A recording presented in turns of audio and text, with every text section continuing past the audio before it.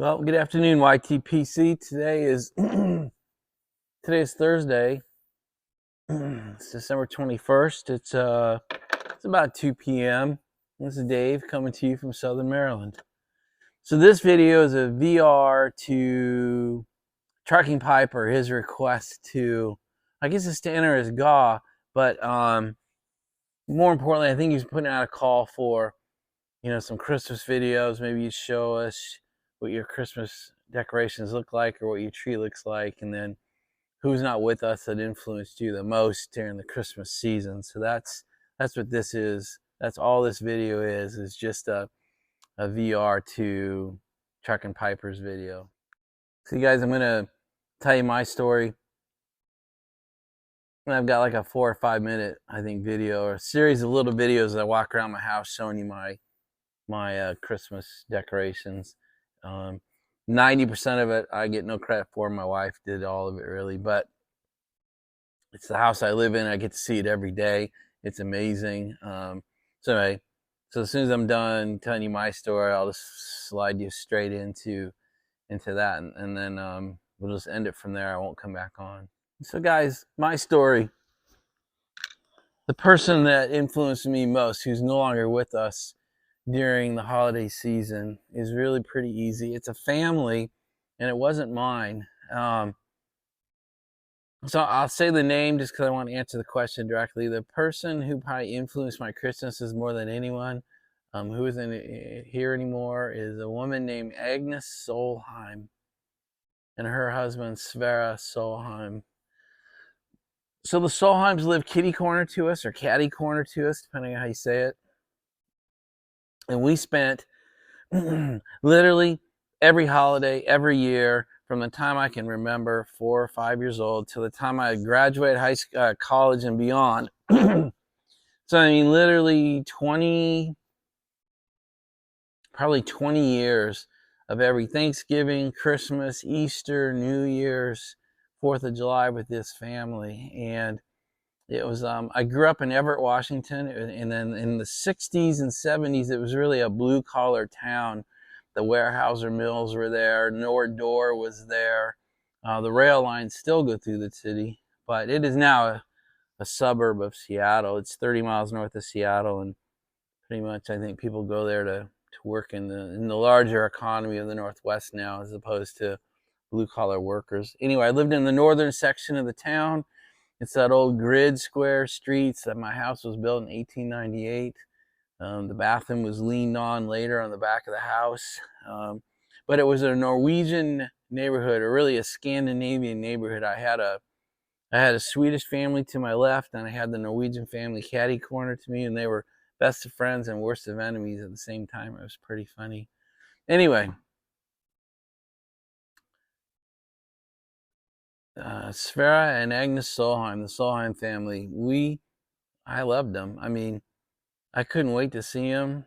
They were like family. They were closer to me than most of my family was.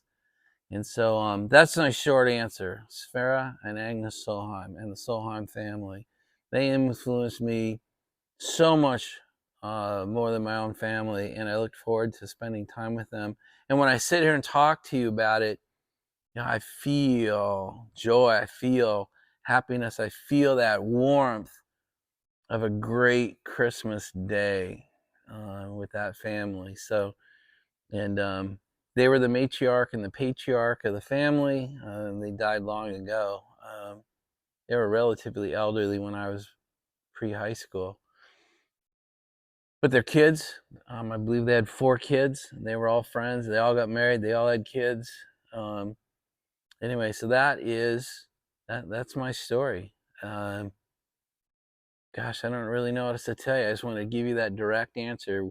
We went to their house every holiday, or they came to our house every holiday. It was amazing. It was fun. They decorated the old-fashioned style. She baked old-fashioned style. My mom did too. Thanksgivings are normally at our house, and Christmas days are normally at the Solheims. So, gosh, you guys, I feel great about just talking to you, and now I'm going to shut up, and I'm going to turn you loose into the videos of what my house looks like this year. I filmed this just last night, And that's it. That'll end the video. We'll talk to you later. All right, here's the front yard.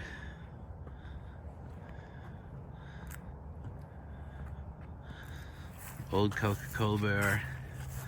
He lost his lights this year, so I just put floods on him. 2 white reindeer that we put red lights on them and red floods.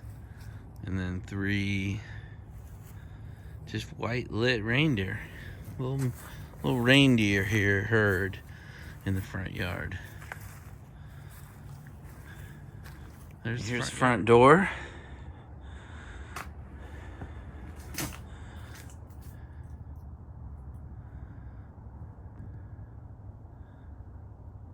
There's a little remembrance tree. It's got photographs of Christmas past.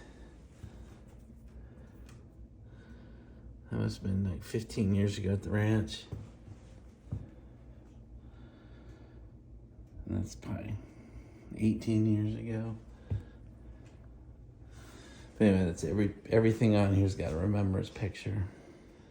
And then here's the hallway, the entranceway.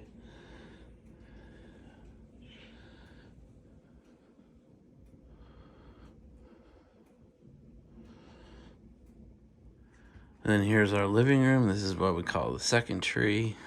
Sounds arrogant, but go with it. Our living room's got lots of little decorations all around it.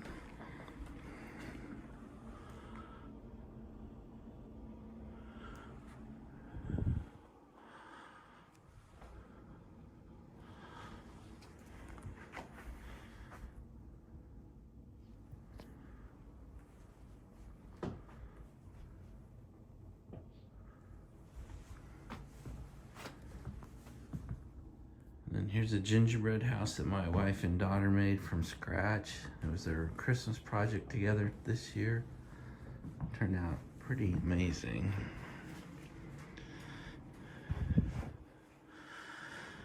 Those are crushed up butterscotch candies as windows, if you need to know. I needed to know.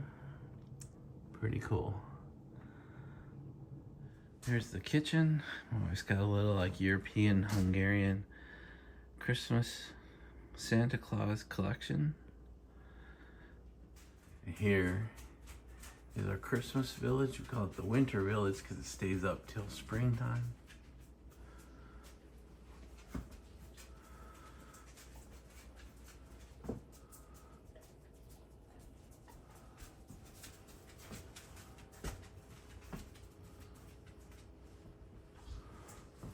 Goes all the way around the kitchen.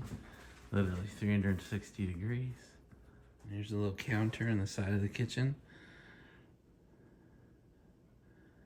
And there's the kitchen table. And there's the pot rack sled that we hung.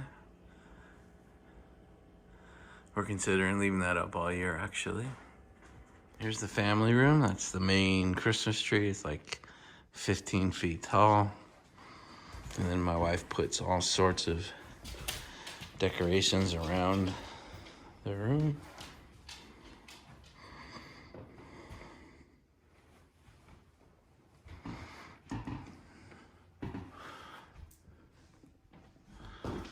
Here's the coffee table in the family room.